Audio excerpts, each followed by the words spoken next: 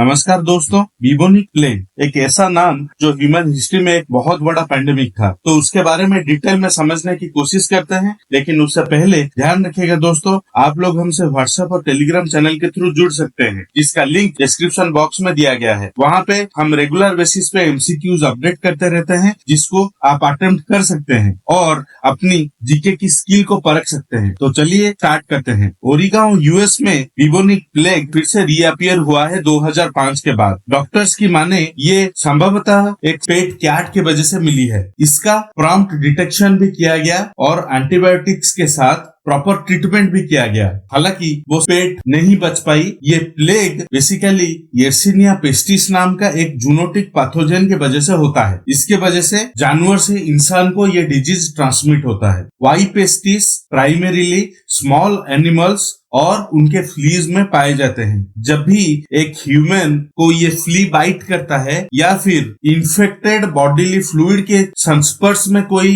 Human आता है या इन्फेक्टेड रेस्पिरेटरी ड्रॉपलेट को इनहेल करता है, तो ये प्लेग होने का चांसेस रहता है। अभी इसका सिम्टम्स को जानने की कोशिश करते हैं। ब्यूबोनिक प्लेग के सिम्टम्स बहुत सारे वेज में आ सकते हैं। जैसे ये प्लेग स्पेसिफिकली उस सिचुएशन को रेफर करता है जब बैक्टीरिया लिम्फ नोड्स में प्रवेश करता है। United states centre for disease control and prevention CDC के अनुसार ये शरीर में फीवर, हेडेक, वीकनेस और painful and enlarge lymph nodes पैदा करते हैं और ये सब यूजुअली एक इन्फेक्टेड फ्ली बाइट के द्वारा होता है। ये मोर सीवियर फॉर्म्स में भी प्रोग्रेस हो सकता है, जैसे कि सेप्टाइस्मिक प्लेग और निमोनिक प्लेग। तो चलिए जानते हैं सेप्टाइस्मिक प्लेग क्या है। सेप्टाइस्मिक प्लेग तब होता है जब बैक्टीरिया ब्लड स्ट्रीम में एंटर करता है। अगर ब्यूबोनिक प्लेग को बहुत समय तक प्रॉपर ट्रीटमेंट नहीं किया जाता है या फिर ब्यूबोनिक प्लेग ट्रीटमेंट के बावजूद मोर सीवियर फॉर्म्स में बॉडी में दिखाई पड़ता है, उस समय सेप्टाइस्मिक प्लेग होता है। इसके वजह से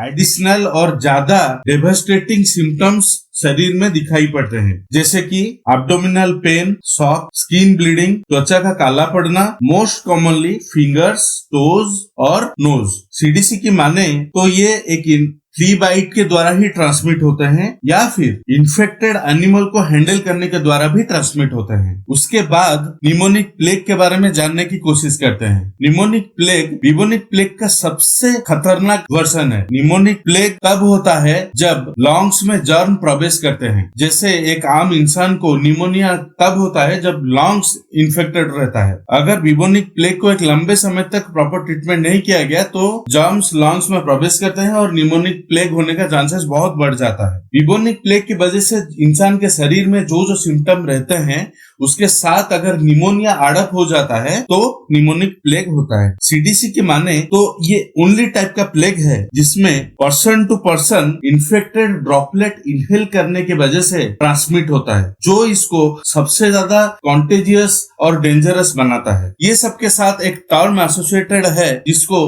ब्लैक डेथ भी बोलते हैं। आइए समझने की कोशिश करते हैं कि ये ब्लैक डेथ है क्या। 1346 और 1353 के बीच में ब्यूबोनिक प्लेग को ब्लैक डेथ भी कहा जाता था, क्योंकि 1820 में द ग्रेट इन्फ्लुएंजा पैंडेमिक जब वर्ल्ड में उभरा, उससे पहले ये सबसे बड़ा एपिडेमिक था ह्यूमन हिस्ट्री में। ये यूरोप में 50 मिलियन डेथ का कारण बना था। हालांकि 14th सेंचुरी में पॉपुलेशन लेवल बहुत कम था, फिर भी इतना लार्ज अमाउंट ऑफ डेथ होना और जिसके वजह से त्वचा का काला पड़ना एक सिम्टम था, इसीलिए इसको ब्लैक डेथ के नाम से भी जाना जाता था। हालांकि 1930s तक पूरे वर्ल्ड में हर कोई ब्लैक डेथ के बारे में जानता था। अभी की सिचुएशन की बात किया जाए तो डॉक्टर्स का ऐसा मानना है कि ओरिगाओ के बाहर किसी इंसान को ये डिजीज स्प्रेड करके किल करना बहुत मुश्किल है, बिकॉज आज के टाइम पे ट्रीटमेंट का फैसिलिटी ये प्लेग के लिए अवेलेबल है बहुत ही इजीली। सीडीसी की माने तो हर साल 1000 ऑफ केसेस रिपोर्ट होते हैं वर्ल्ड वाइड प्लेग के, जिसमें से